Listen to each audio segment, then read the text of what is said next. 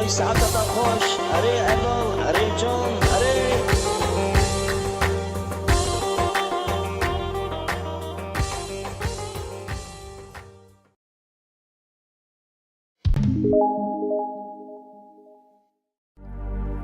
Aran Production. ای واق جگر نما آهو آهو آهو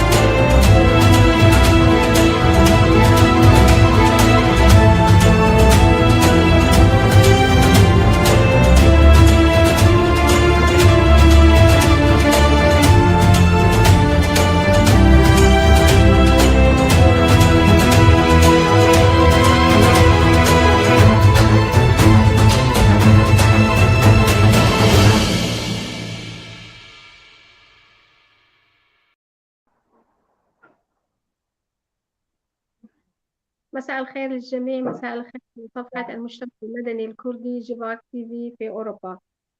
حقيقة اليوم في عنا حلقة خاصة بمهنة خاصة مع ضيف مميز كثير رغم كل سنوات الاغتراب في خارج بلده سوريا ومدينته عفرين، استطاع أن يهاجر مثل كل المهاجرين، مثل كل الناس اللي هاجرت من سوريا، هاجر إلى أوروبا وأثبت وجوده وكفاحه في خلال مدة قصيرة. يعني حقيقة ترفع له القبعة بأنه أصبح من كبار المصممين في بلد فنلندا وفي مدينة هلسنكي. هذا يدل أنه الإنسان الكردي وين ما راح طموحه يحمله معه وأشجانه يحمله معه، ويحاول أن يحقق لو قدرا بسيطا من تلك الأحلام التي يحلم بها رغم المظالم رغم الصعاب. ولكن هذا الإنسان المبدع استطاع أن يثبت وجوده من بين كل المصممين العالميين ويبدع في تصميماته العالمية.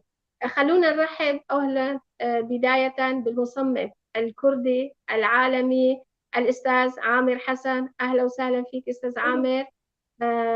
مساء الخير لك ولضيوفك.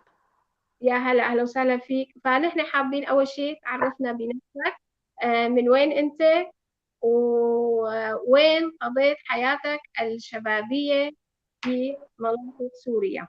تفضل أستاذ عامر. والله بصراحة أنا مواليد من حلب، ولدت بحلب، الأصول من عفرين. عشت طفولتي بحلب وهاجرت إلى لبنان وكملت دراستي وكل تقريبا بعد يعني بعد عمر سن 20 بقيت ببيروت. يعني كانت النقلة إلى بيروت نقلة عائلية ولا أنت كنت لوحدك مثلا عايش هناك في لبنان؟ لا والله كنت لوحدي عايش بلبنان. لوحدك. أستاذ عامر، أنت بدأت بالتصميم، تصميم الأزياء. طبعا تصميم الأزياء شو هو اللي لفت نظرك وأنت ما بعرف اللي لفت نظرك إنه تتجه نحو تصميم الأزياء؟ طبعا في هناك يمكن خلل تقني إن شاء الله هلا بيضبط مع الأستاذ عامر. ما بعرف إذا الصوت موجود، فبنرجع نعيد.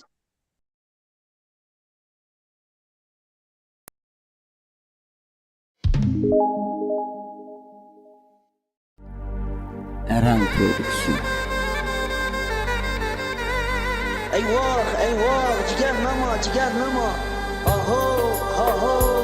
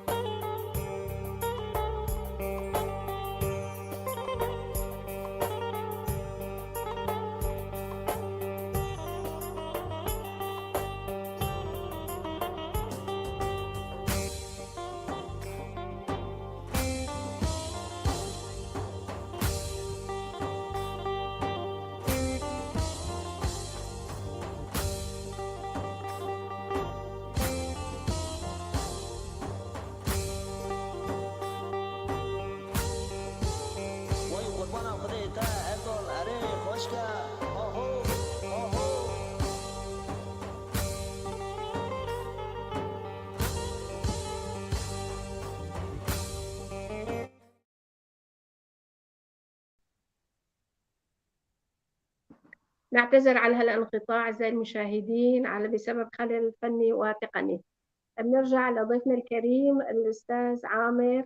آه، أستاذ عامر، مثل كلنا بنعرف مهنة التصميم مهنة صعبة، مهنة كتير صعبة على الإنسان إنه يوصل له ويحقق فيه نجاحات في المجال الأزياء. فشو هو بالبداية لفت نظرك وانتباهك إنك أنت تتجه نحو هذه المهنة؟ والله بصراحة هي مهنة تصميم الأزياء بتكون هواية، يعني بتعرفوا أنتوا، يعني يكون الإنسان عنده هيدا الشيء بداخله، يعني بيكتشفه هو، يا حدا بيكتشف له إياه. أنا تقريبا هيك كنت صغير، تقريبا عمري 11 سنة 12 سنة، بهذا السن اكتشفت إنه أنا بحب الألوان، بحب يعني هيدا الأسلوب تبع رسم الفساتين والشغل، وحتى طريقة الشغل يعني كنت أعمل شغلات بسيطة بإيدي يعني. واكتشفت حالي إنه عندي هيدا الشيء. لا ولا يهمك. يعني أنت كانت كهواية عندك نعم، واتجهت أول شيء. نعم. حاولت تسجل حالك أكاديميا بهالمجال هذا؟ نعم، أنا دارس أكاديميا بهذا الموضوع. أول شيء كانت هواية، وبعدين يعني حتى تطورت شوي الموضوع وصرت أحبها أكثر. على فكرة أنا دخلت أكاديميا، حتى يعني يمكن أنا فدت الأكاديمية بهذا الموضوع. يعني أنا لو دخلت بالأكاديمية كنت كتير يعني عندي هذا الشغل حتى زيادة، يعني أنا جايب أفكار من عندي. بس أنا الأكاديمية ساعدتني لأستقل الموهبة. يعني في قواعد، تعرفوا القواعد الأكاديمية هي بتسقل الموهبة، مو اكتر، يعني مو تعليم. انا تعلمت يعني هي مثل ما بيقولوا الفن ما بيتعلم، بيجي موهبه، بس المبادئ، القواعد. القواعد الأساسية، وإنك أنت نعم. مثلا تاخذ شهادة نعم. بهالمجال. الشهادة هي تقدر تمارس المهنة بشكل علني. طبعا نعم. بالبداية تعتمد على الرسم، معناتها أنت حضرتك متمكن بالرسم. إيه، الحمد لله. نحن شوي من بيئه، كمان في عندي اخوتي رسامين وكذا، يعني البيئه هيك فنيه ساعدت الموضوع. سهل عندك الموضوع أنت ذكرت أنك أنت عشت بلبنان أستاذ عامر. حاولت تتعرف على المصممين اللبنانيين؟ نحن بنعرف أنه عندهم صيت كثير كبير بالوطن العربي وأحيانا عالميا.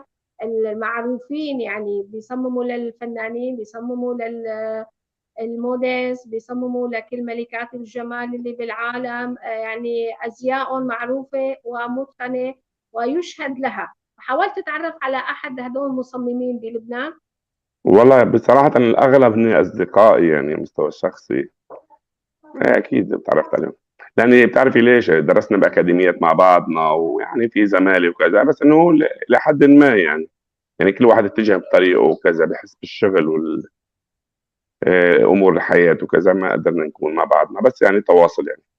بس انه في كانت معرفه وكذا، بس الصداقه ما بتدوم، بتعرفي، خصوصا مثل ما بقولوا بالكار او كذا، يكون في لما منافسه. يكون في منافسة مثلا نعم. بين الشخص بنفس التصميم، بس ما نعم. يؤدي المنافسة إلى الأذية، يعني ما لا لا، بنتمنى. ما في، لا لا، ما في أذية. نحن أصدقاء على الفيسبوك والتواصل كذا، بس إنه ما يعني ما بتصير اللقاء الفيزيائي، يعني كله عن طريق السوشيال ميديا وهيك. بتعرفي، باعتبار نحن عايشين بالغربة وهيك، يعني قطعنا مع أهالينا، قطعنا.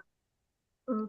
شو أكثر مصمم مثلا من اللبنانيين تأثرت أنت فيه وحاولت أنت يعني تصمم مثل أزياءه، أو يمكن صممت بس حتى أحسن منه؟ هلا صراحة اللبنانية أنا كثير بحبهم، يعني هن أصدقائي، قلت لك يعني شهادتي فيهم مجروحة. بس أنا ما تأثرت يعني الستيل اللبناني، يعني كل واحد يعني مثل الفن، يعني كل واحد عنده أسلوب أو عنده خط. أنا الخط اللي اتجهت فيه خط الغربي، وهذا اللي ساعدني إنه أنجح هون بالغرب. يعني أنا من بداياتي الخط تبعي كان شوي غريب، إنه هو أسلوب يعني كل واحد بيكون عنده خط أو أسلوب بالموضة تبعيته. يعني كيف مثلا باسلوب غريب؟ انه كثير في مثلا هلا نحن عندنا بنشوف تصاميم الازياء، بنشوف حفلات التصميم اللي مثلا بدايه الربيع بدايه الشتاء بينزلوا الشيء الجديد. فاحيانا بيكون في منهم كثير اشياء غريبه. يعني ما ممكن انه مثلا تنزل على الاسواق وحدا يشتريها بس لمجرد للعرض. حاولت تتجه لهذا الخط، ولا انت حاولت تتجه للخط الثاني انه انت بتعرض الكل يلبس منه؟ ممكن الناس تنزل على الأسواق والناس تشتري منه.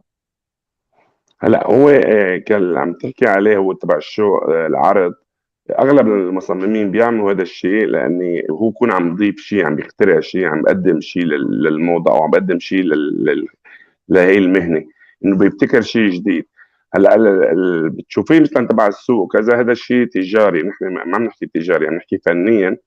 الفنيا كل مستوى الفني كل واحد عنده اسلوب، بعيدا عن التقليد والتجاري. فنيا كل واحد بيكون عنده اسلوب، الاسلوب تبعه بيكون كلاسيكي، يعني بيكون مثلا هيدا شو بيقولوا مثل الكريزي، يعني شوي فيه جنون، او شوي غريب يعني. هلا انا الاسلوب تبعي كنت النمط اللي ماشي فيه النمط هو الاوروبي، يوروبا ستايل يعني ستيل الاوروبي. وهذا شوي اصعب ستايل، هو النمط الكلاسيكي السهل الممتنع بسموه. يعني ما فيه كتير فزلكه وشك وخرز واضويه وهيك، يعني الاوروبيين ما بيحبوا هذا الشيء، بس بطريقه بروفيشنال، بطريقه كتير محترفه، لان هذا الشغل ما في شيء بيغطيه. اذا في غلط اصلا تكتشف الاغلاط، يعني الكلاسيكي كتير بيكون صعب، بده يكون كثير دقيق. اما القصص اللي عم بنشوفها نحن مثلا بالهدول عند بعض المصممين، اي اغلاط وكذا بحطوا بزيدوا عليه مثلا خرز وقصص وشك وهيك، بضيع الموضوع. حتى يعني لو كان بشع، الستراس والقصص اللي بتلمع وكذا بتزيد، يعني بتعطي بهجه للدريس. صح. فحقيقة أنت سبقتني بهذا الشيء، إنه أنا انتبهت على تصاميمك كلها تقريبا من القماش السيمبل البسيط، ما فيها الشك، ما فيها التطريز الزايد، يعني مثل ما قلت إنه أي غلطة صغيرة ممكن تبين. فأنت ما اتجهت هذا الاتجاه بعكس المصممين اللبنانيين اللي اتجهوا نحو الشك والتطريز، يعني كثير بنشوف في تصاميمهم هذا. فأنت اتجهت بخط آخر، إنه خط السيمبل البسيط، إنه حتى الأزياء اللي صممتها ممكن أي إنسان ثاني تنعرض بالأسواق أو ممكن يشتريها بحفلات، بالأعراس، يعني ممكن يلبسها، يعني مش ما له غريبة على الإنسان. هلا انا اعتمدت كثير على الفكره الوحده، وهي بتكون من نفس الشيء. يعني انا مثلا الفكره تبعتي راسا انا بخترعها من القماش، ما في داعي استعين بشيء تطريز او بشيء اكسسوار او شيء بدي اضيف عليه لحتى اغني القطع. هون الموضوع، يعني الموضوع صعوبه الشيء انه انت بتخترعي من القماش شيء يضيف للموضوع. يعني عندي انا موضوع بتكون لوحه، مثل لوحه بدك تضيفي لها، ما فيك تضيفي والله اكسسوار حلو. وبتعرفي انت حتى وحده اذا عندها قطعه بالخزانه وجابت اكسسوار حلو حطيت على القطعه بتطلع القطعه حلوه. الفن انه انت تزيدي تضيفي شيء هون، وهون الاوروبيين هذا الشيء بيقدروه بيفهموه. يعني اول انا ما بطلع مثلا على بعمل عروض ازياء كذا، نقاد اوروبي بتعرفي هون في نقاد، في هدول تبعت الموضه كلهم خبراء. يعني مو مثل الشرق الاوسط ما كثير بيهتموا بهدول المواضيع، خبراء او نقاد. هون كله بطريقه اكاديميه، وقت تكون العرض او طريقه انه عم تعملي فاشن شو يعني. أستاذ عامر، أنت وقت اللي بتصمم الأشياء بترسم رسمة أنت، فبداية بتخيط أنت ولا تعطي معك كادر فني وكادر بالورشة إنه بخيطوا الموديل، يا بيطلع حلو يا ما بيطلع حلو، وبعدين أنت تاخذ القرار بتصميم هذا الزي؟ ولا هو صراحة بيمروا بكذا مرحلة. أول شيء بيكون طريق اختيار القماش، كمان اختيار القماش بده يكون يعني مو حيلا قماش بيزبط مع حيلا رسمة. يعني أول شيء بختار القماش، برسم له الرسمة اللي يليق بهذا القماش. في أيوه. كتير يعني، أول شيء بالمخيلة، يعني في كذا مرحلة.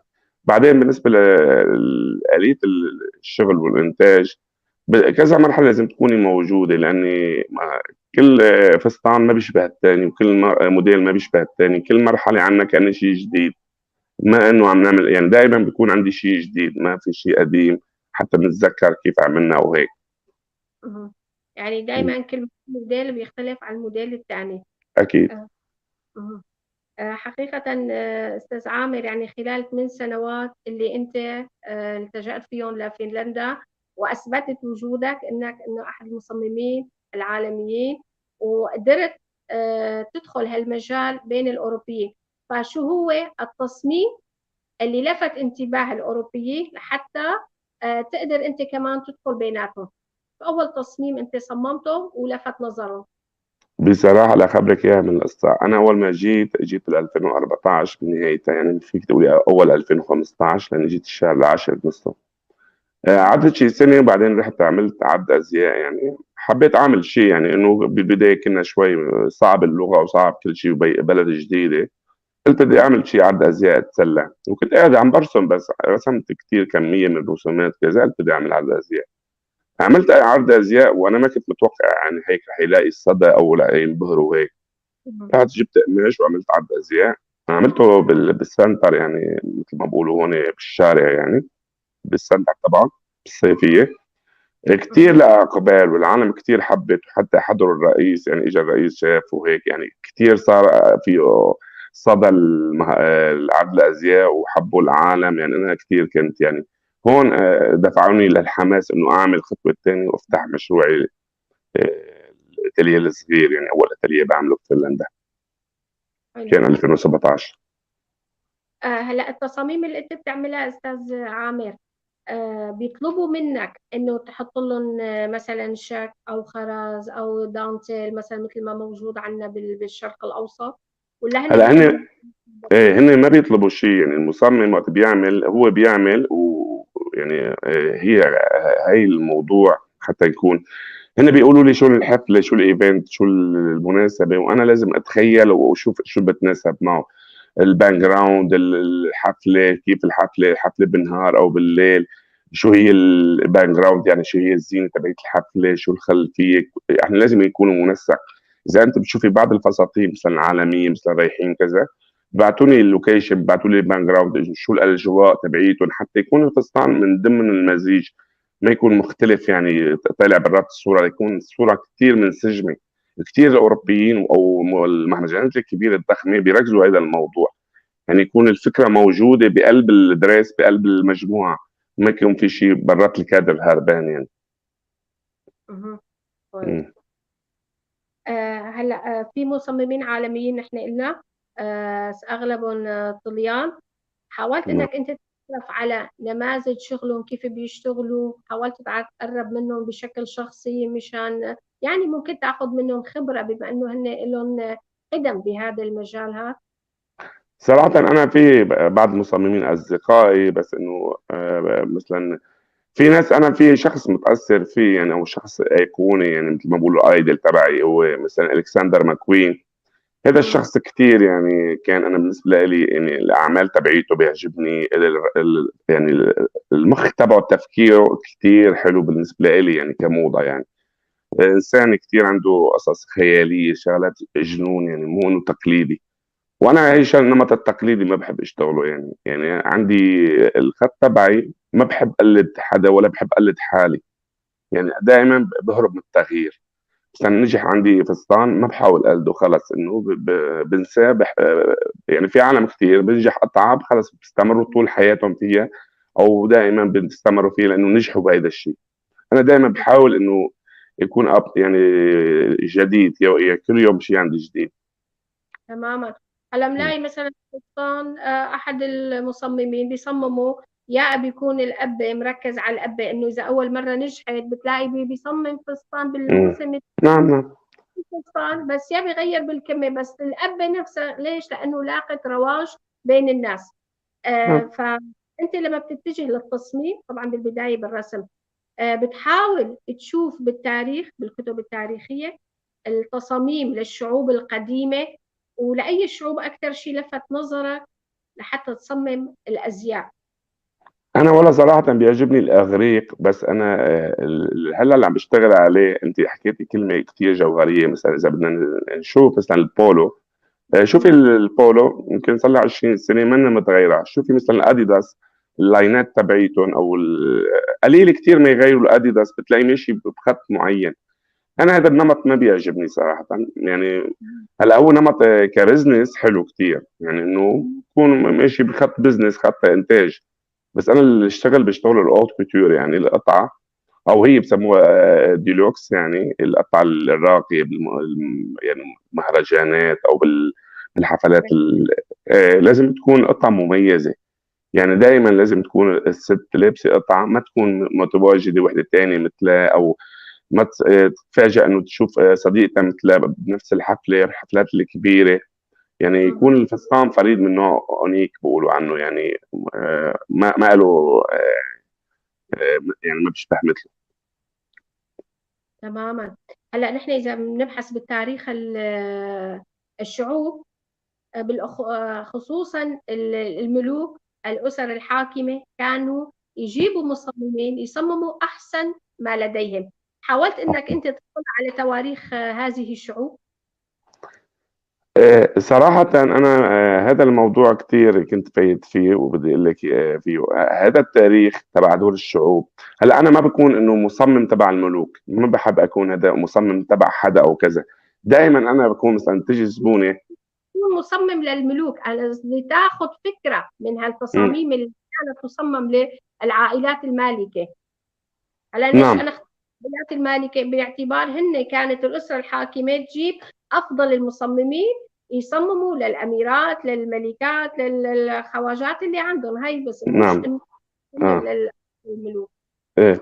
هذا النمط اللي عم بتحكي فيه كان نمط ملوكي شوي. هلا قديم يعني هذيك الحقبة شوي كانوا بيهتموا بالأبات، بالكمام، النفخ، بالكذا شوي، يعني مو كتير. يعني هلا ماشي هذا الموضوع. بس أنا عم بقول لك إنه أنا هدول اللي بصمموا مثلا هذا التصميم تبع الملوك أو كذا، هيدا فرض. يعني وقت بجيبوا المصمم بيقولوا له عملنا هيك، بدنا هيك. هيدا بصير خياط أكتر من مصمم. يعني وقت بنطلب من واحد عمل شيء أوردر معين، انا بحس حالي بعيد بهذا الموضوع. يعني بتجي وحده بتقول لي لازم تعمل لي هيك ولازم تعمل، وما بيطلع حلو. انا بعرف بتخيل وما بيطلع حلو، لا هي بتفكر انه هذا لازم يطلع حلو. هي الفرضيه اللي بقول لك عليها تبع الملوك او تبع هدول الساس او كانوا الامبراطوريين. بيقولوا لنا انه اعملوا لنا هيك، هذا للملك. يمكن انا هذا بالنسبه لي هذا فرض، يعني ما بينجح. انا اذا بدي اشتغل شيء يطلع حلو، اغلب الشغلات اللي نجحت فيها كانوا من بنات افكاري، من خيالي. يعني من دون فرض. يعني بيجي الزبون او زبوني او الست بدها تعمل شيء حفله او رايحه على ايفنت معين، تشرح لي الايفنت، تشرح لي الحفله، وانا بحسن بقول لها انه شو لازم يكون اللون، او شو لازم يكون تكون مرتاحه، كيف رح تكون هيك. يعني هون انا بتساعدني هي. بس اذا بتقول لي انه لازم تعمل لي مثلا هيك، يمكن ما بيطلع حلو. لاني انا بتخيل غير هي ما بتتخيل. هي بتحكي انه مفكر انه رح تطلع حلوه عليها، بس انا متخيل كيف حيطلع. إيه. هذا قصدي انه. مرت فترة إنه في كانوا مثلا بعض الأشخاص أو بعض مثل الفنانين أو بعض الموديلات كانوا يصمموا أزياء على نمط أزياء ماري أنطوانيت. نعم. هي وهنا كانت على تتبنى. هذا قصدي. نعم. إيه. ويمكن لحد الآن بعض الفساتين ما زالت موجودة من تصاميمها، بيبحثوا بتصاميمها، بيبحثوا بصورها، بيحاولوا يصمموا نفس التصميم ويلبسوه.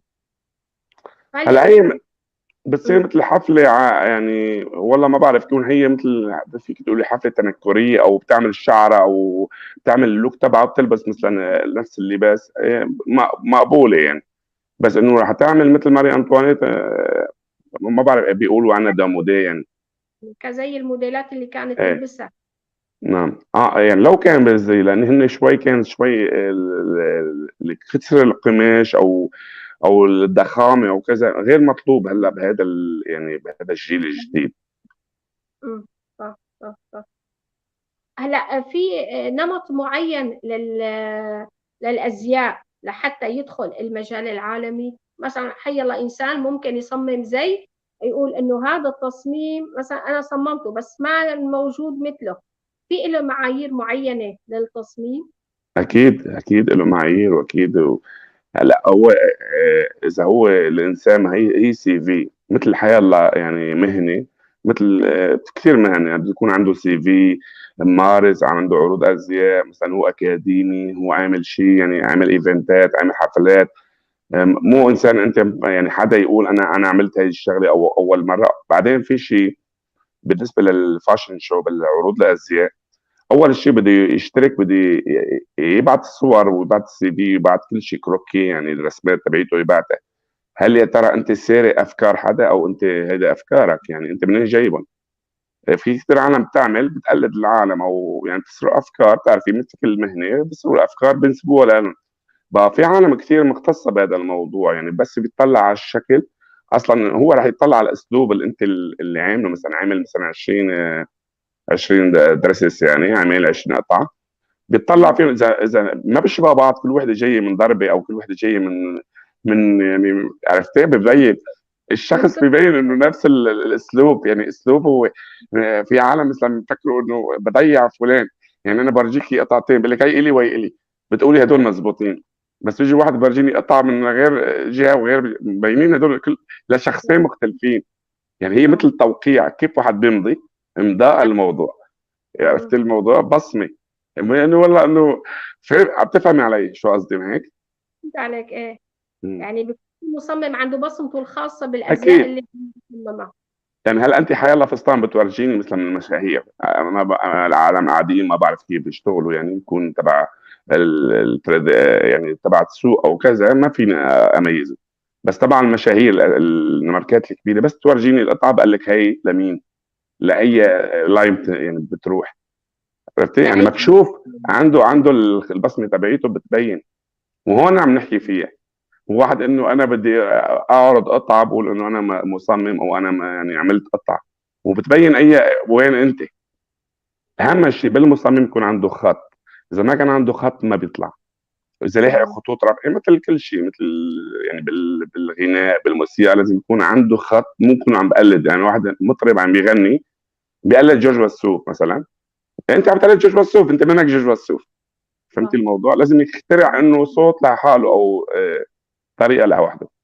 كل واحد يثبت شخصيته، والمصمم اكيد لازم ايه، يكون عنده آه، بصمته وشخصيته. بصمته الخاصة بالأزياء. هلا في سؤال أنا بسأله، يرجعونا. آه، أستاذ عبد الباقي يوسف كاتب: هل حاولت أن يكون لتصاميمك لوجو مميز ثابت وخاص بعامر حسن؟ هلا انا عندي لوجو، ممكن ما بعرف اذا انتم عندكم اياه او بتعرضوه. عندي اللوجو، على فكره في فساتين شوي طلع منهم هذا اللوجو، هو شيء من له علاقه بالطير. أها، حلو. مم. حلو. حلو. طبعا في تشكرات، يعني تحيات لإلك. آه، في عنا هون أستاذ أحمد، أحد المشاهدين، أحمد حبال، عم بيقول: الأستاذ عامر حيعمل مهرجان للفلكلور الكردي قريبا، وأكيد هلأ حيعلن عنه بهذا اللقاء اللطيف إن شاء الله. نحن أكيد رح نحكي عن هذا المهرجان. نعم. آه، في سؤال كمان عم بيقول أستاذ إنه، أستاذ أحمد: هل يوجد في تصاميم الأستاذ عامر شيء من الفلكلور الكردي؟ الحلقه الجاي نوعدكم بالمهرجان. نعم. أها. انا طيب. صراحه لا اخبرك شغله.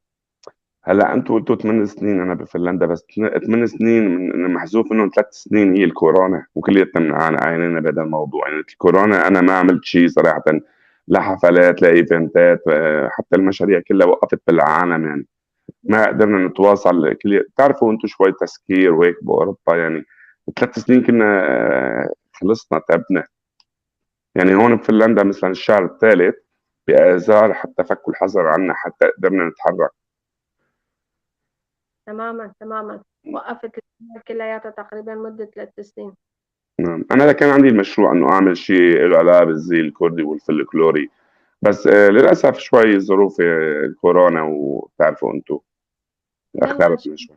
شاء الله تنقضى ان شاء الله، وخففت. ان شاء الله. هلا هون سؤال سائلين، وهي فعلا هيك. روهات هو صمم لبس ملكة جمال فنلندا.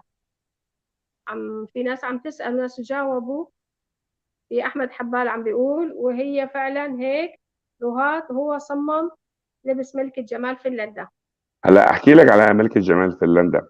انا بال 2017 كنت عامل عرض ازياء قلت لك عليه، بعدين رجعت عملت بمدينه تانية وتحمست، عملت يعني شفت الرغبه من الجمهور والاداء والعالم كتير حمستني، رحت عملت عرض ازياء بمدينه تانية.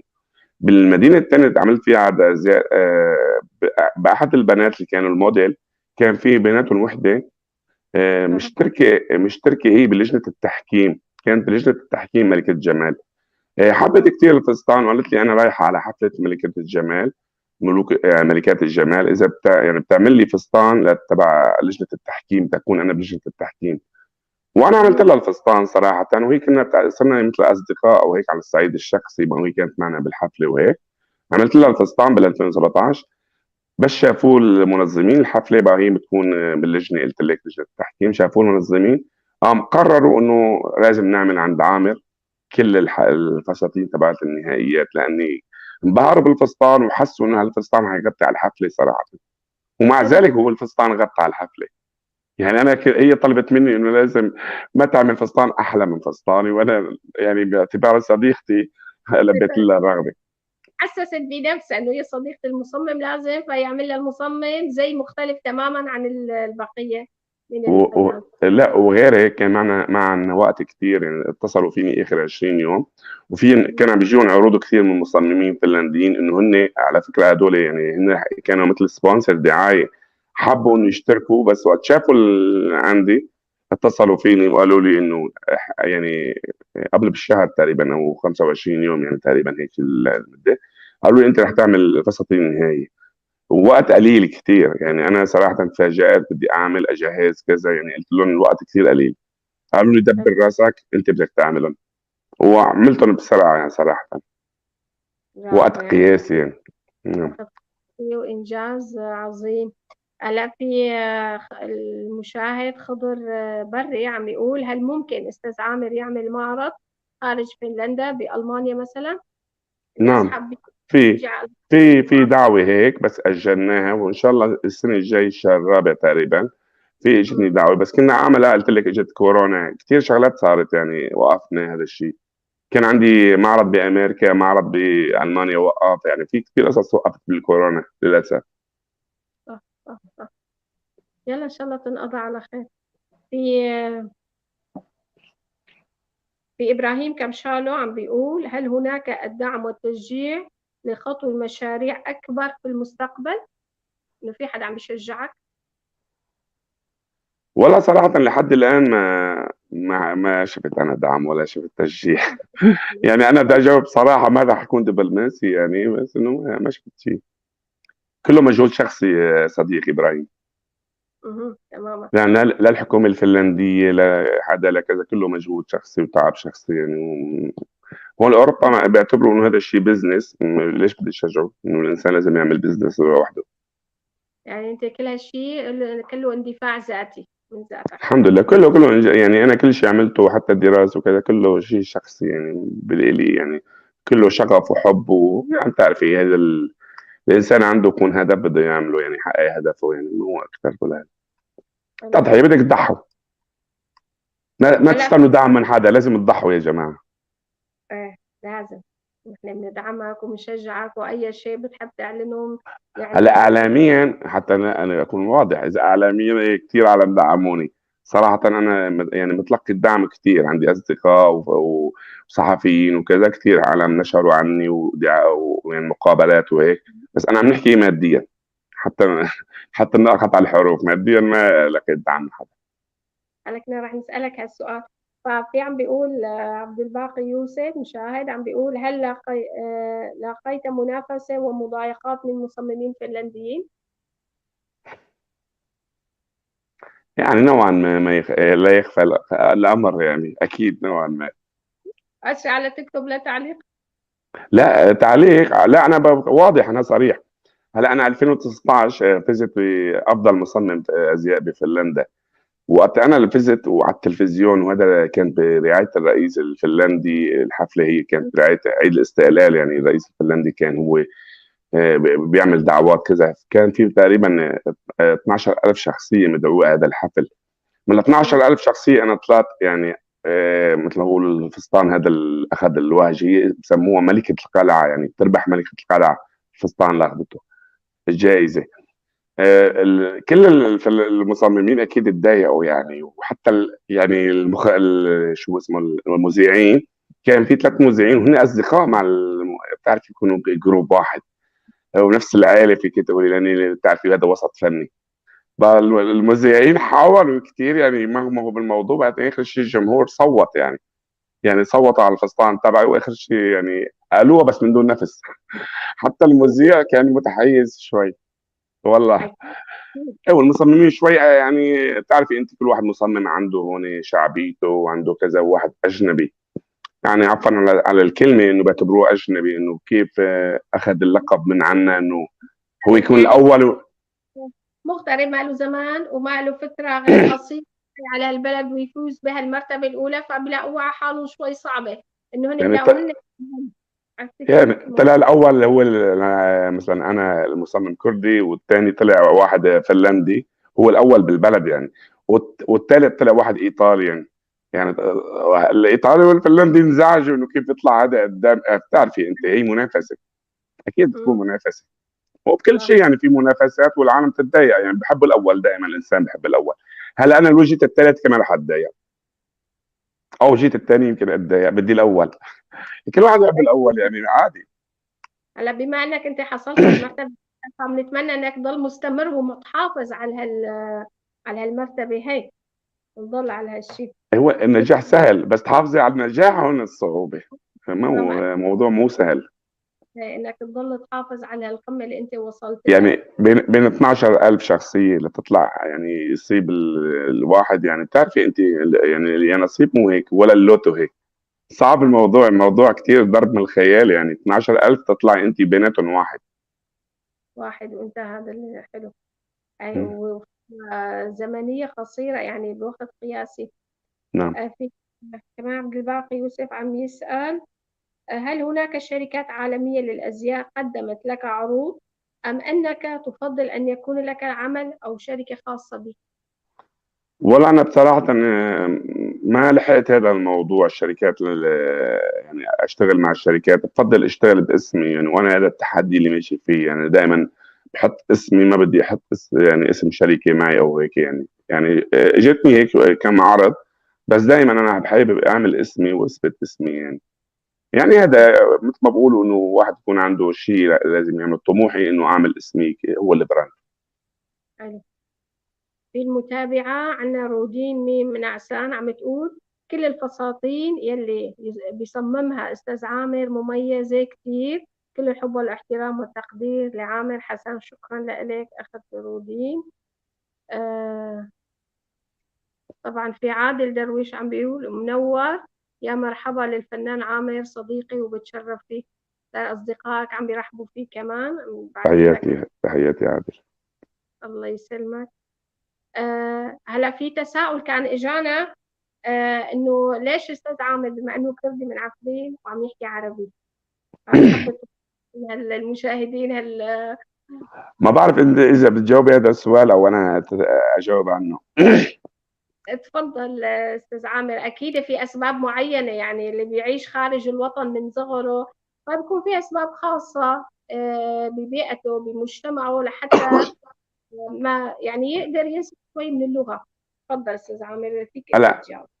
انا ربيت ببيئه شوي انه جيران المحيط تبعيتنا شوي بعيد عن البيئه الكرديه، وكنت بطفولتي يعني كل بتعرفوا انه واحد طفولته كيف يعني، كل جيرانهم او اصدقائهم كل حوالينا عرب، بقى كنا نلعب معهم وكذا شوي، ما كنا نختلط ما نروح كثير عند حدا، او يعني بالبيئه تبعيتنا بالجو تبعنا. بعدين صار عمري انا تقريبا بقى 20 سنه، بعد ال 20 سافرت ورحت اشتغلت بلبنان، ويعني استقليت بلبنان. كرمال هيك يعني انا هي الظروف ما ساعدتني اكون اتعلم اللغه العربيه، بس بفهم تقريبا 80%، من 80 85% بفهم كردي منيح، بس ما قدرت احكي مع حدا اتواصل مع لغه التواصل، وهي تعرفوا انه اللسان ما قدر لساني يشتغل ويتحرك مع حدا. كان كل شغلنا بلبنان مع بتعرفوا انتم بلبنان انه عرب او لبنانيين يعني، ما كمان ما في كثير كرد بلبنان. صح. ان شاء الله بدها ممارسه كمان. نعم. بشكل المهم انت تضلك على في احد الاسئله كمان عم بيقول انه هل استاذ عامر صمم شيء تصميم من الازياء الكرديه؟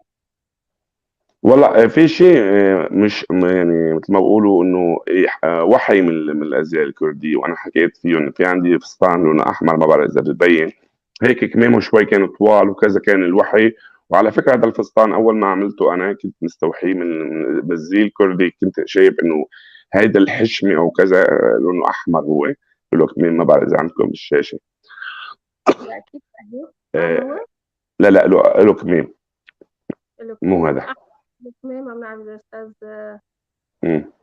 نقيب يطلع لنا يمكن إياه. في كتير ولا هذا.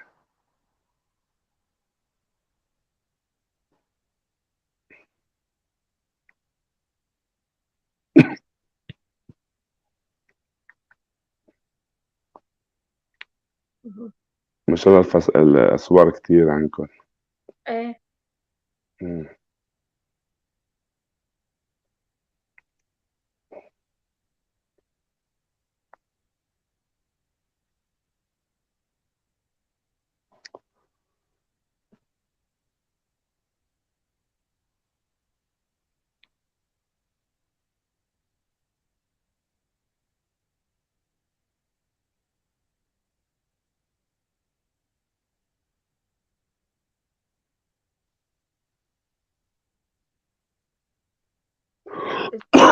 يمكن ما مبين بالصور.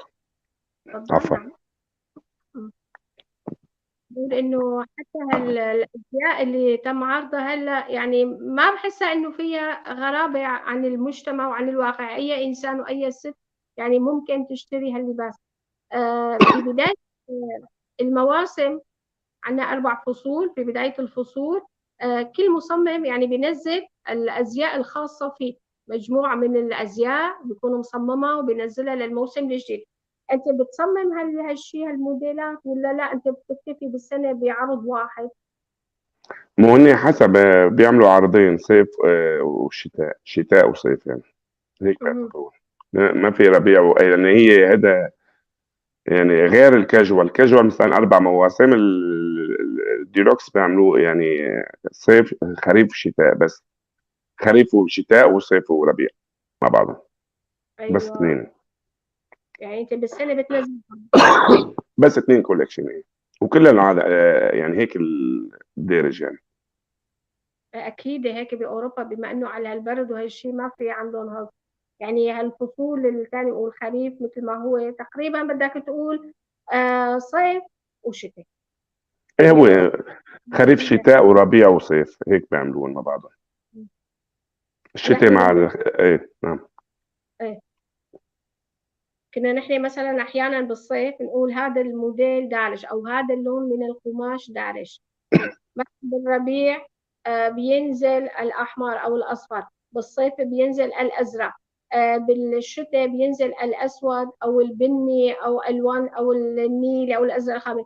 يعني مين هو اللي بيحدد هالألوان هاي لحتى ينزلها على هالمواسم؟ مو هي اول ما بيعملوا موضه يعني، بتطلع الموضه باول السنه، بتطلع موضه العالميه، الخطوط العريضه. بتبلش الخطوط العريضه للالوان، بتطلع الموضه للالوان بيلتزموا فيها المصممين، يعني ما في الانسان يطلع برا يغرد خارج السرب. في اللي مثلا نزل مثلا الاحمر، التركواز، الاخضر، يعني بينزلوا الوان محدده وانت منها فيك تنطلقي تعملي الخطوط الرفيعه، بس خطوط عريضه لازم الانسان يلتزم فيها. يعني ما بحسن انا مثلا هذه السنه دارج اورنج مثلا، ما فيني اعمل مثلا فوسفوري منه دارج مثلا، خلص الاورنج هو الدارج، يعني الموضه في لها راس، لازم واحد يعني يلتزم بالقواعد. حدد هذا اللون الدارج مثلا بس بهالموسم هذا. انتم المصممين ولا في شركات عالمية اللي تبع القماش هي اللي بتنزل هاللون؟ لا في هي مثل الهرم يعني، في 12 يعني مصمم عالمي، هن اللي بيعملوا اول شيء العروض وبيحددوا الموضه شو هي وشو الازياء. نعم. والعلاقه هي بعلم النفس والقبول يعني في شغلات في عليها دراسه بحث طويل عريض يعني. يعني هي شغله مو سهل بدها يعني نحكي فيه بحلقه، بدها ايوه كثير يعني نتفرغ لها. بيعملوا أبحاث حول هذا الموضوع لحتى ينزلوا نعم اللون اللي نعم ممكن نعم. ينقبل المجتمع. في ديا سيبان عم تقول هل من الممكن أن تستثمر هذه الموهبة على الزي الكردي على الزي الكردي أيضا، بمعنى أن تسخر هذا الفن لمصلحة الزي الكردي؟ نعم انا عندي هذا المشروع بالمستقبل ان شاء الله، هيك دعونا بركي تزبط معنا. تماما. طبعا نحن هلا راح نحكي عن مشروع آه، إبراهيم قالوا عم بيقول كمان الفنانين يبتعدون عن السياسة بشكل آه، أين عامر من الأحداث السياسية. فبعتقد نحن موضوعنا هو موضوع عن التصميم وعن الأزياء. فالسياسة بدنا نحكي عن السياسة بنجيب شيء أحد السياسيين بيحكي عن المواضيع السياسية. أستاذ عامر حاليا مختص ومصمم عالمي، فنتمنى إنه نحكي بمجال شغله إنه هو وصل لهالمرتبة هي. استاذ عامر، انت حاولت انك انت تصاميمك الفنيه تنزلها على الاسواق، يعني تعملها كمربح انه تشتري وينشرى وتتباع منه؟ حاولت تنزلها على إيه، الاسواق؟ ما مو اكيد انا بالاسواق، اكيد. يعني بدر عليك ارباح بما انه مهنتك يعني مهنه مكلفه. اتوقع هلا المهنه هلا انا بيني وبينكم، يعني انا ما يعني عندي هذا الفكره انه افتح شركه او معمل. بس انا يعني بهذا الوقت كل المصممين اول شيء بتبلش من اتelier، يعني بتبلشوا الاتelier. هيدا ايوه. النمط مصمم يعني بيصمم بس قطع. بس اللي الكميات والانتاج وكذا نفكر فيها بس مستقبلا، مو هلا، يعني نشوف شو بصير مستقبلا. مهم. اسف. هلا الازياء مثلا، لنفرض الازياء ما شاء الله عندك مجموعه كبيره من الازياء، حاولت انك انت تنزل هالازياء هي على الاسواق ولا محتفظ انت فيهم عندك لعروض مستقبليه؟ لا انا لا. كيف بتكون؟ انا بعمل مثلا عرض، بس يخلص العرض او يخلص الموسم تلتغى، برجع يعني ببيعهم، برجع بجيب بعمل غيرهم، ما مهم. بحتفظ فيهم. يعني لنفرض انه هلا اهل الفستان الاحمر العرض اللي هون ريش كذا مثلا، نزلته واحد النساء اشترت هذا الفستان، اجت وحده ثانيه بدها نفس الموديل بس بلون ثاني غير اللون بعمل الاحمر، لون بلا ازرق بعمل وكذا. بعمل وانا بتعمل عم بعمل يعني هذا عملت منه كذا قطعه، يعني مو قطعه واحده بس بس الاحمر. على فكره هو اصلا ما بيطلع حلو غير بالاحمر، يعني انا بقنع فيه، وهو اصلا بالاحمر بيطلع اجمل شيء.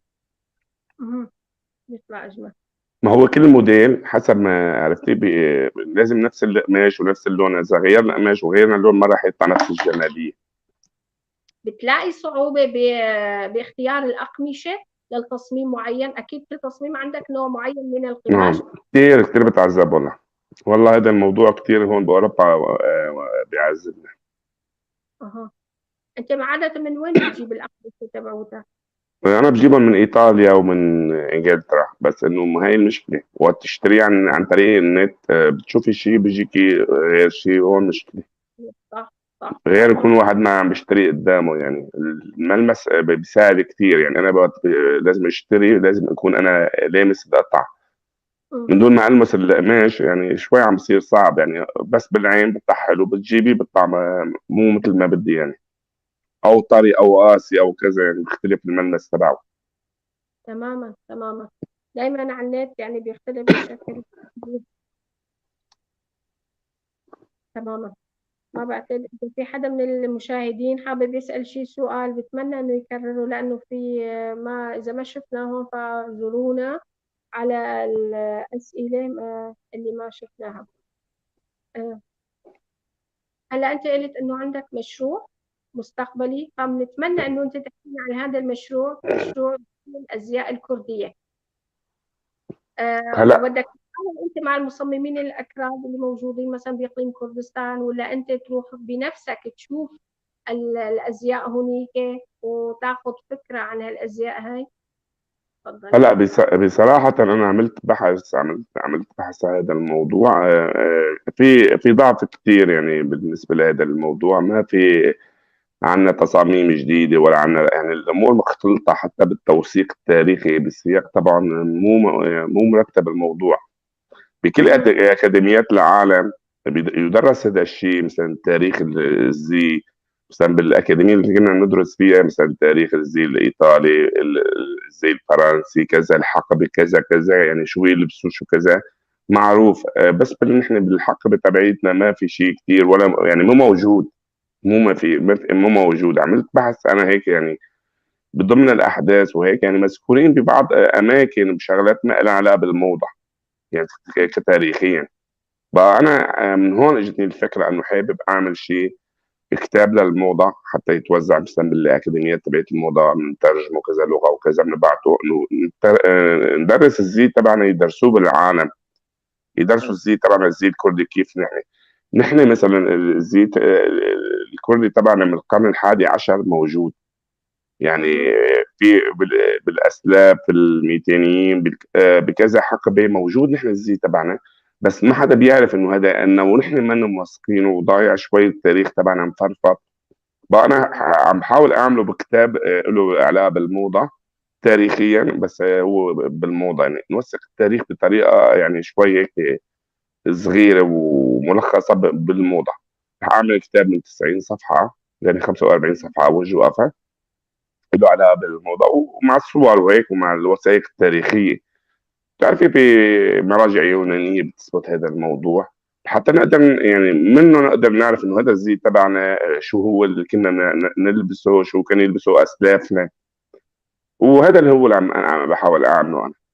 رح اعمل عرض ازياء، يعني تقريبا هو 3 اقسام، بيكون 3 لوحات، التاريخي والفلكلوري ومودرن، يعني هو التصميم تبعي بين الحداثة وبين الفلكلور. رح يكون أنا يعني في إلي لمسات لإلي يعني فيه. أكيد. يعني رح تترجم أنت مثلا بدك تعمل كتاب وتألف كتاب عن الأزياء وتترجم ما موجود بهذا الكتاب إنه بشكل عملي. نعم. راح تعرض بالمهرجانات ولا بأماكن معينة، ولا بس بدك تختصر إنه بس تعمل هالتصميم وتصوره وتحطه بالكتاب؟ ما فهمت سؤالك كيف يعني. يعني هلا هذا الكتاب اللي بدك تعمله عن تاريخ الازياء الكرديه مثلا، تاريخ انت بدك كتاب بدك تالفه بشكل نعم. نظري، بشكل نظري. هالشيء النظري بدك تترجمه بشكل عملي، تصمم كل الازياء اللي عم بدك تحكي عنها بهذا الكتاب وتعرضه للناس. هو الكتاب رح أنا أجيب الكتب التاريخية، المصادر التاريخية، أجيب منهم إنه نحن بهاي الحقبة شو كنا نلبس، وأجيب الصور تبعيتهم، وراح أعمل مثلهم بطريقه يعني القديم، يعني شيء تاريخي، حتى اوثق تاريخنا انه هذا التاريخ لان كنا نحن نلبس هذا التاريخ. والتراث هو معروف، تراثنا رح اعمل، بس رح اعمله يعني اصيغه بطريقه قيمه، يعني بطريقه بروفيشنال. لان انتم بتشوفوا مثلا بالسوق شلون عم تشوفوا هذا التقليدي او لبس المدن، كل مثلا كوباني الى الزي تبعها، في افريقيا الى داريك الى، يعني كل واحد له هذا الفلكلور تبعنا. انا بدي اعمله بهذه الطريقه، بس بطريقه كثير بروفيشنال، بطريقه اوريجينال، ايوه، بطريقه مضبوطه مو. الحقبه التاريخيه اللي كانت موجوده فيها. نعم. نعم هذا هو. وبدي وهذا اعمل شيء من وحي خيالي، ادخل شيء من التراث وكذا. بقى هذا في عندي كذا لوحه براسي رح تشوفوها، ما بدي احرقهم، لاول مره رح تشوفون يعني. ما اكيد ما رح يكون شيء تقليدي، يعني رح تشوفوا ان شاء الله شيء غريب يعني لاول مره. يعني انا دائما بحب اعمل اضافات، ما بحب انه اقلد حدا، او تشوفي انه مثل حيلا عرض اول فستان تشوفي موجود منه يعني حتى فساتيني انا كل ما بطلع فستان بحاول انه اطلع من هي اطلع برات الصندوق، ما بكون انا مثل تراديشن يعني. يعني مش نفس الخط اللي مشيت عليه باول فستان راح بالفستان الثاني نعم تغير. نعم، دائما في شيء جديد، دائما في شيء جديد. حلو. استاذ عامر، حاولت انت تصمم للاطفال؟ والله حاولت بس مو كتير يعني، مقربين مني. يعني ازياء مثلا للطلعه ولا سبورت ولا ايه ايه، منامه؟ لا للطلع، بس للطلع. انا بحب اشتغل بس تبعت الطلع، يعني شيء اللي يظهر. هلا تبعت المنامج كذا انه رخيص، انا ما بحط يعني عرفتي انه جهدي وهيك اقعد اصمم. والتصميم له جهد وبيتعب كثير يعني. الافضل واحد اذا بده يشتري تبع منامي او تبع البيت يكون جاهز، يعني جاهز بيكون اوفر، مع عامل بالصين بتعرفي انت يعني.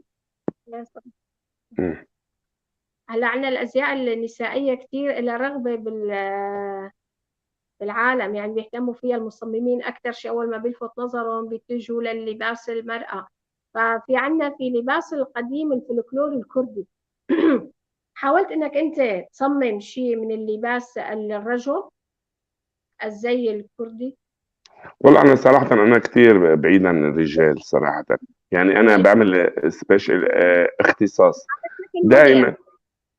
دايما انا الاختصاص تبعي هو نسائي، ويعني هي الاختصاص بيعاملنا. انا بشتغل بالاختصاص، انا بشتغل بس بالسهره، باللوكس بالسهره بس يعني. حتى الالبسه تبعت النهار او الالبسه تبعتي كل يوم يعني ما بحب ركز فيها. والرجال يعني ما لي حصه فيهم ابدا، بس يعني الملابس تبعيتي دائما انا يعني بحب الشيء المميز، او بتعرفي انت يكون فريد من نوعه، هي بصمم لإلي. يعني قادر انا اعمل، بس ما بعمل. ما لي يعني ما لي خلق، او ما فيني ابدع للرجال يمكن. يعني ما حاولت انك انت مثلا تصمم الازياء الرجاليه للاكراد الفلكلوريه طبعا القديمه، يعني في لها نمط هيك معين. لما بنشوف هذا اللباس بنقول هذا اللباس، هذا اللباس الكردي، هذا مم. يلبسه اجدادنا. ما حاولت تتجه بهذا مو المجال؟ مو قلت لك هذا لازم يكون واحد مختص بالموضوع. يعني أنا ما حبيت اختص، ما بحب اتطفل على شغل، يعني عرفتي شغل مو لإلي. عم بشتغل انا بطريقه انه اختص بالموضوع حتى اعرف، يعني افهم كل تفاصيله. يعني هذا الشيء رح ياخذ مني وقت وجهد ويطلعني عن الخط تبعي. يعني انا عندي خط ماشي فيه، ما لازم اطلع منه. مهم. حلو. مم. استاذ عامر، حدا من الفنانين مثلا والمطربين والممثلات بفنلندا اتصلوا فيك واعجبوا بتصاميمك ومشان تصمم لهم ازياء؟ ما هي أغلبية المشاهير في فنلندا، أنا يعني مثل ما بقولوا بلسوا من عندي. كانوا تبعوا السوشيال ميديا، أو تبع المذيعين، إعلاميين، فنانين، ممثلين، كلهم من عندي. معناتها في رغبة باللباس والتصاميم اللي انت عم بتصممها، في نعم. اقبال. مم. هذا بيشجعك وبيشجعنا نحن. مهرجانات، يعني الازياء، تعمل مهرجان للازياء اللي عم بتصممها مثلا، تعملهم في بلدان اوروبية حتى تلاقي نعم. شهرة اكثر وتشجيع اكثر. والله أنا صراحة دائما عم بحاول، بس هي المهلة يعني الفترة الزمنية كتير قليلة. أنت شفتي يمكن 5 سنين بعدين جت الكورونا، أثرت كتير. يعني وإذا عم بتشوفي هدول الفساتين هدول كلهم منن عالم عاديين، كلهم مشاهير، لأنه كلهم حقق إيفنتات عالمية. هلا أنا كان في عندي تصوير، عقد تصوير مع أنجلينا جولي، أكيد تعرفيها، كل العالم اكيد. تعرفها. بالأساس بال 2019 تجي ونعمل فوتو سيشن وتصوير وهيك. ما بعرف شو صار وقتها، هي مرضت وصار كورونا وتخربطت الامور، وكمان كله قصه كورونا كتير خربطت لي امور صراحه. يعني كان في عندي كتير قصص قلت لك فيه. كان عندي مثل فيلم بامريكا كمان التغى من ورا هاي القصه، ويعني بالمانيا كان في عندي شيء بدي اعمله، بس تاجل للسنه الجاي الشهر الرابع ان شاء الله. ما يصير شيء كمان الشهر الرابع يكون يعني جاهزين نعمله. وعندي شهر ثالث المهرجان اذا الله راد كمان. انا دائما هلا من الشهر انا كمان عندي مهرجان شهر ثلاثه، كان في عنا ملوك الجمال، كنت انا ب... يعني ضيف بلجنه الحكم. مهم. يعني كل شهرين ثلاثه في عندي ايفنت وكذا، بس انه الظروف ما عم تساعد نقدر نعمل شيء. بده بتعرفي انت، بده تفريغ وبده دعم وبده كتير شغلات. مو اكيد سهل اكيد. هيك تعمل شيء. لا اكيد يا موسى، شغل تصميم كمان ما أنا من الامر الهين. في الاخ هارون رشيد عم بيقول إنه فقط أريد من المصمم عامر يوم عيد نيروز يلبس تصميم لجروب في كردستان العراق، تصميم حديث. انا البس هذا انا اكيد بتشرف هذا الشيء، وانا رح يعني رح اعمله والبسه هذا الشيء. انا اصلا هذا اللون اللي هو اللون بيعجبني، والشكل بيعجبني، بس هي لازم يكون المناسبة. يعني ما فيك انه واحد يعمل شيء برات المناسبة. اكيد رح لا يكون أكيد. عيد نيروز، وبالعيد اكيد رح انا اتشرف هذا الزي والبسه. أكيد أكيد. نتمنى إنه على هالشيء. آه العارض الأزياء اللي بيجي مثلا بده يلبس لباس، هل يا ترى أنت بتفرض عليه مثلا إنه هذا بده يلبس الموديل لازم يكون يتمتع بمواصفات معينة لحتى يلبس الموديل اللي لك، أو أنت بتعمل هذا الموديل مثلا ينلبس على جميع المقاسات، السمينة النحيفة الأنحف كذا، ولا لا، أنت ما هي بتكون ما هو مو حتى مو انا بحدده في مقاييس عالمية، ويعني لازم تكون المقياس هو يعني مثلا عندنا شيء اسمه مثلا الموديل لازم تكون هي تتمتع بمقاييس عالميه، حتى هدول شو بيقولوا بالاجانس تبعهم، هن بينقوهم بيكونوا يعني بيعملوا معنا عقد لازم ياكلوا هيك، ويعمل حتى هن عندهم نظام غذائي وبياخذون لهم مقاييس وكذا. يعني هي الموديل بتكون تابعه لاجانس، والاجانس بيكون اوريدي يعني عامل سيستم تبعه، يعني كل شيء منظم بالموضوع. اكيد مو وحده بنت عاديه فيها تكون عارفه ازياء، لازم تكون هي خايضة على دورات ودراسه وتعرف تمشي يعني هو بحس طويل هذا. يعني كل واحد مثلا بتقول انا فيني اكون عارف ازياء، بس تطلع الاضواء رح تشوف الموضوع يختلف قدام الكاميرا وقدام الجمهور والبوديوم وكذا. لعبه له هيبه، بتعرفي انت. يعني انا كل ما بطلع على البوديوم بقول كاني ما تعودت، كل مره اول مره، لان الجمهور عم بتغير والاضاءه والبوديوم غير، الواحد بتلبك بالبوديوم، خصوصا اذا وحده عم تتفرج يعني عم تمشي وكل العالم عم يتفرجوا عليها. يا اخي الموضوع صعب، مو هالدرجه سهل. إيه صح صح، المسرح له هيبة، له هيبة. مم. أكيد صح. يلا يا سيدي، إن شاء الله بنتمنى لك التوفيق بكل أعمالك. وما بعرف إذا أنت حابب تحكي شيء تاني مثلا. لا في سؤال أنا ما سألتك إياه. لا والله، كل الاسئله سالتوني. ما بعرف اذا حدا من الجمهور عنده شيء. انا بالنسبه لي كنت بستمتع كثير معكم، الحلقه صراحه سوبر رائعه. شكرا لك. بس هون في إنه سيد إبراهيم عم بيقول هل هناك وعود من أطراف داعمة لمشاريع مستقبلية؟ والله بوعود كثير. يعني الوعود كثير، بس ما في ما في ما في شيء. نتيجه من ورا، ما فيش على الارض. كمان نفس الشيء أستاذ إبراهيم عم بيقول لماذا يتم دعم عامر بالغرب أكثر من الجهات التي من المفروض تدعمه؟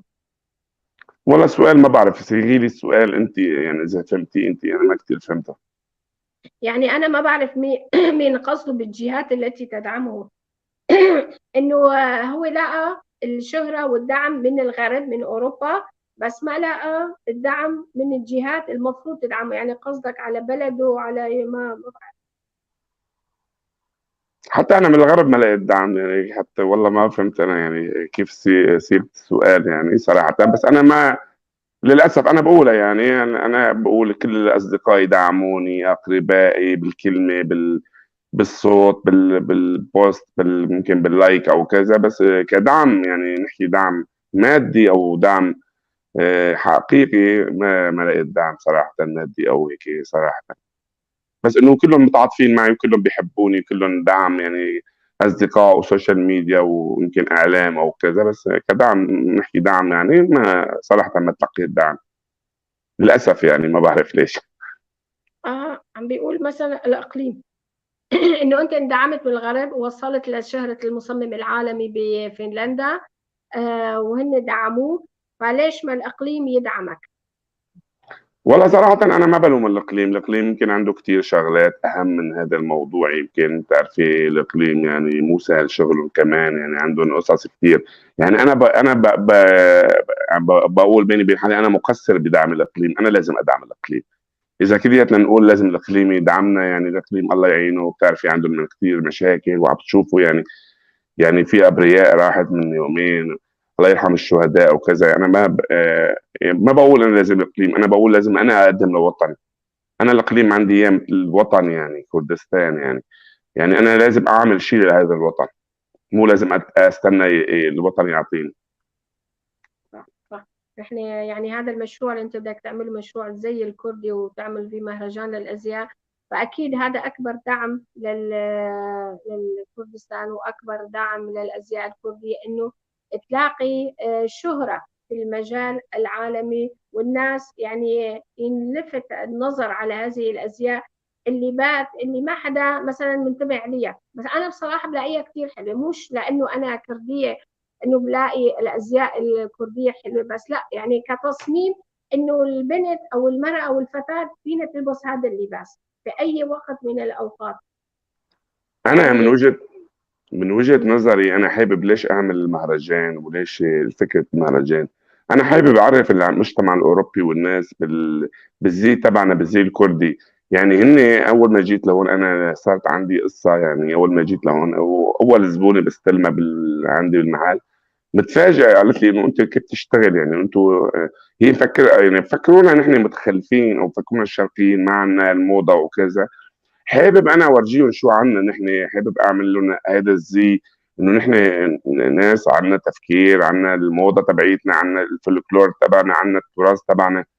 وهذا الشيء انا اللي بدي اعمله، يعني حتى نورجي ثقافتنا للغرب، نورجي ثقافتنا للعالم، انه نحن موجودين من قبل التاريخ، نحن من قبل الميلاد موجودين، نحن بالتاريخ من عبر التاريخ كلياتنا موجودين وكنا نعمل وعنا الزي وعنا مثل الكون وعنا كل شيء. يعني بس إن المشكله بينظرونا كبلدان عالم الثالث، يعني شوي انه ناس بسطاء نحن على اساس يعني.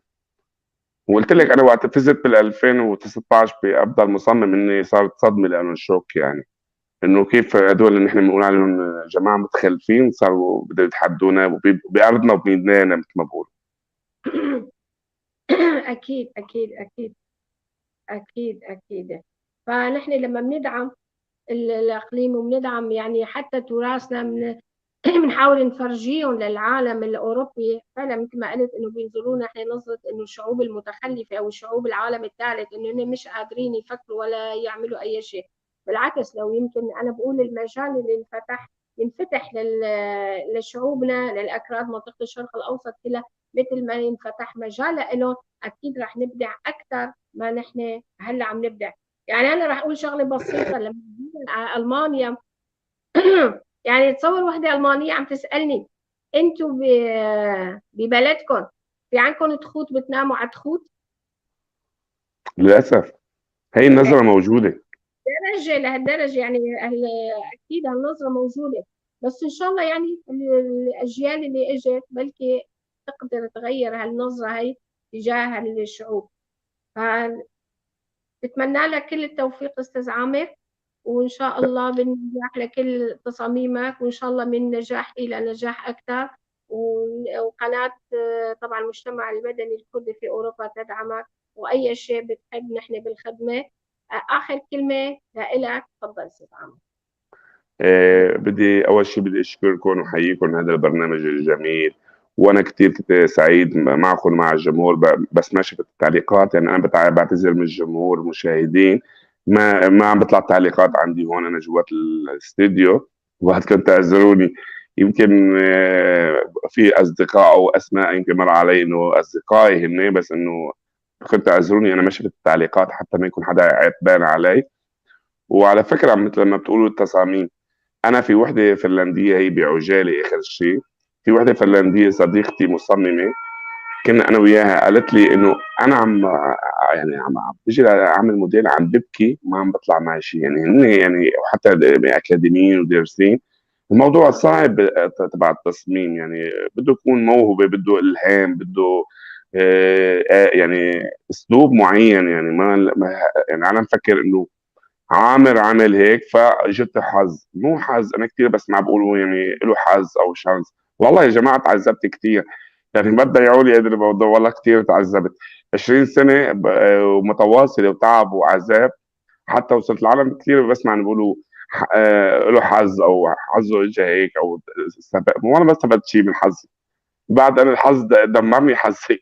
انتم بتقولوا لي حظكم له حظ، يعني ما في حظ ولا بالموضوع. الموضوع كله شغل وبده صبر واجتهاد، وكل شيء عايش في اوروبا.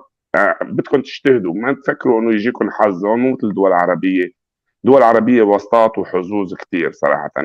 واحد بيقعد بالبيت بعد شوي بده تليفون لقرايبه بظبط له. بدكم هون تشتغلوا، اذا ما اشتغلتوا على حالكم ويعني اصرار ومثل ما بقولوا بقوه بحماس، ما موضوع اوروبا ما انه سهل. لازم تكونوا متحمسين وتصروا على الموضوع. الإصرار بتنجحوا فيه. أنا عملت إصرار وكتير وكنت متحمس لهذا الموضوع، ولبعدني يعني متحمس ومصر وكذا. لأني هون بأوروبا دائما لازم يكون واحد نفس الاندفاع، بس بقل اندفاعه رأسا بيفشل. صح. بتمنى لكم الاندفاع والإصرار الجيد، وتحياتي لكم. ما بعرف إذا ولإلك أنت فيه. ذكر في الأستاذ مصطفى علي جان عم بيقول بس معلومة: هل تعلمون أن أول قطعة نسيج وجدت دمشق. نسجها الهوريين قبل أكثر من 5000 سنة؟ نعم، أحسنت. م. نعم. شكرا أنا أستاذ. فكرت بدي يقول لي إنه على فستان شو اسمه الأميرة الملكة إيزابيل كان كمان من دمشق، من قماش دمشقي. يعني نحن اللي اخترعنا كثير قصص وعملنا كثير قصص، بتفاجئ ان احنا هلا اليوم مؤثرين وبنحكي بامجاد الماضي ونقول نحن كنا وهيك. لازم هلا نحن نعمل، نحن باوروبا ونستغل الظروف ونستغل الفرص ونستغل الحريه الموجوده، نقعد نثبت نفسنا ككرد او كعرب، كجاليه، كمجتمع مدني، ككل يعني. تماما، البكاء على الأطلال لا يفيد الإنسان. احسنتي. م. شكرا لكم. شكرا لك أستاذ عامر، وأهلا وسهلا فيك ببرنامجنا، وشكرا على الوقت اللي أتحت لنا إياه لحتى نستضيفك ببرنامجنا. نتمنى لك كل التوفيق والنجاح، وإن شاء الله بتبقى بالقمة. شكرا. تحياتي لكم وبالخدمة، وبتمنى لكم ليلة سعيدة إلك ولمشاهدينك. تحياتي لكم.